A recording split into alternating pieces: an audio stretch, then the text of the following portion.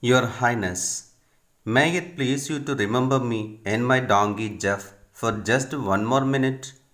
Till replied, my donkey has been feeding himself fairly well all along the way on the thorns in the hedges and the grass on the roadside. But I have had nothing to eat for the past 3 days. My stomach has been complaining very loudly. Perhaps your Highness can even hear it now. I have been feeding myself with dreams of good food and drink at your royal table,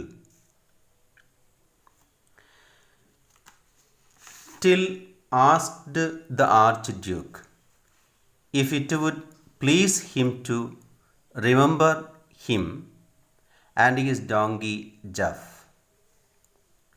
Till said that his donkey had been feeding along the way to the palace. The thorns in the fencing and the grass were all food for him.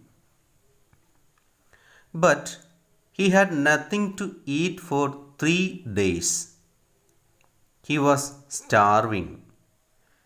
Perhaps the Archduke could hear the stomach that was complaining very loudly.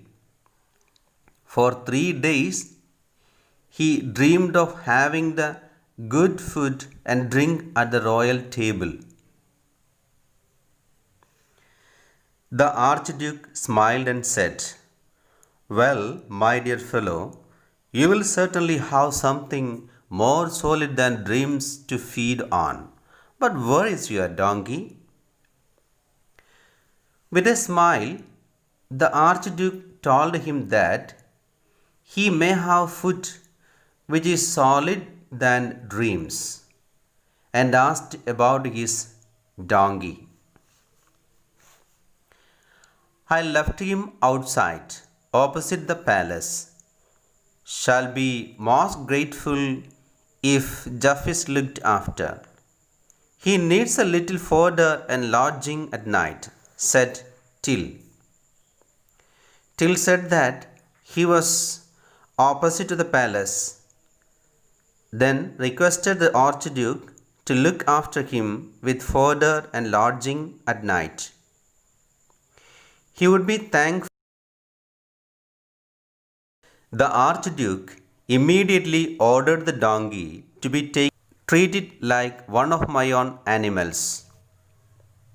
The Archduke ordered his men to treat the donkey like one of his own animals. Before long, supper was served, and it was like a wedding feast. The tables were loaded with every kind of food and drink. Wine flowed like water. The courtiers stuffed themselves with the choicest of dishes. The Archduke made Till eat and drink until his stomach was about to burst. The Archduke too ate heartily. His face was flushed with the drink, but he seemed lost in thought. He suddenly looked up and said loudly, our court painter must paint our portrait, so that we will have the satisfaction of leaving our memory to our descendants. We too have to take our place in history along with our noble ancestors whose portraits adorn these walls. It is sad to think of death. We do not know when God will think fit to summon us, but our portrait should be painted.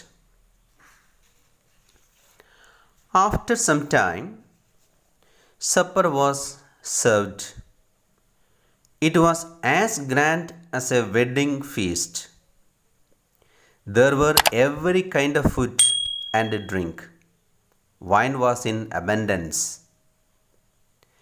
The attendants of the royal court ate to their satisfaction with the good quality food.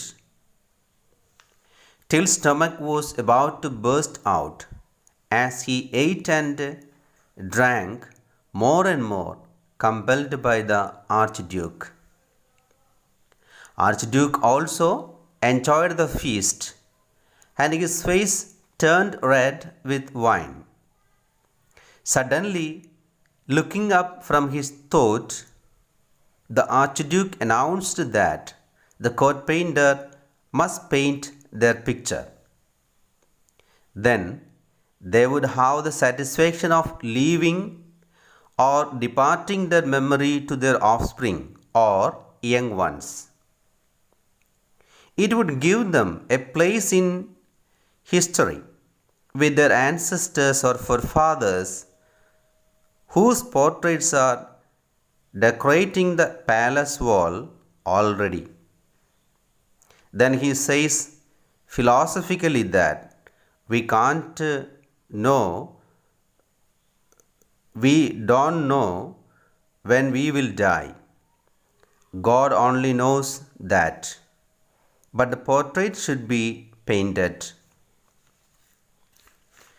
Till quickly replied, Your Lordship's slightest wish is to me command.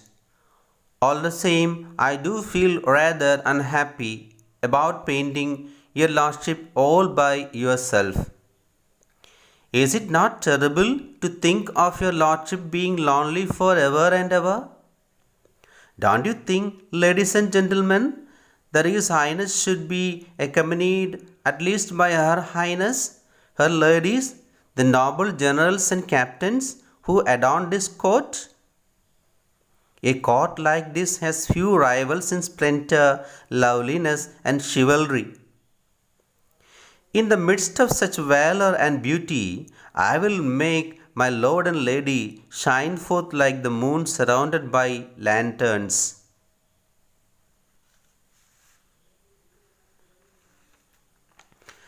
Till very humbly said that every simple wish of the Archduke was a command or order to him. Then he expressed his unhappiness in painting the Archduke all by himself, because it would remain him lonely forever. Along with him, Her Highness, her ladies, the noble generals and captains should be portrayed. Then Till remarks that the court is unique in splendor, loveliness, and military force. He would make the lord and lady brighten like the moon encircled by lanterns.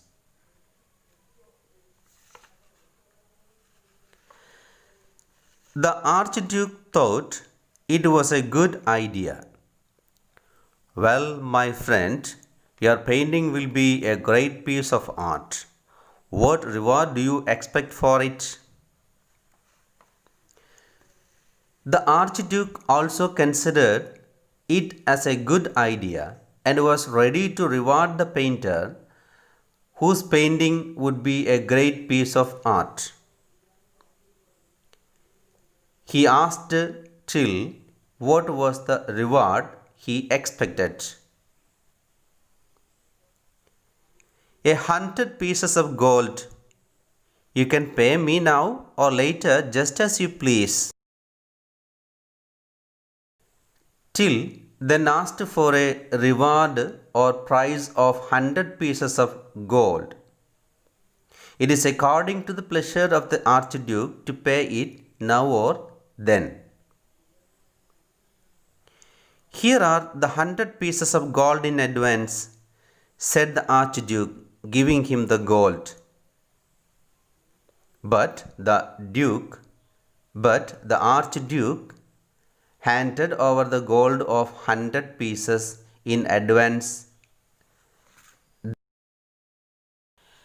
My lord, you are the most generous of masters. You have filled my lamp with oil. It will forever burn in your honor. Till praised the king, saying that he was the magnanimous or noblest of all masters, who had filled his lamp of life with oil. He hoped that it would keep burning forever in his honor or in his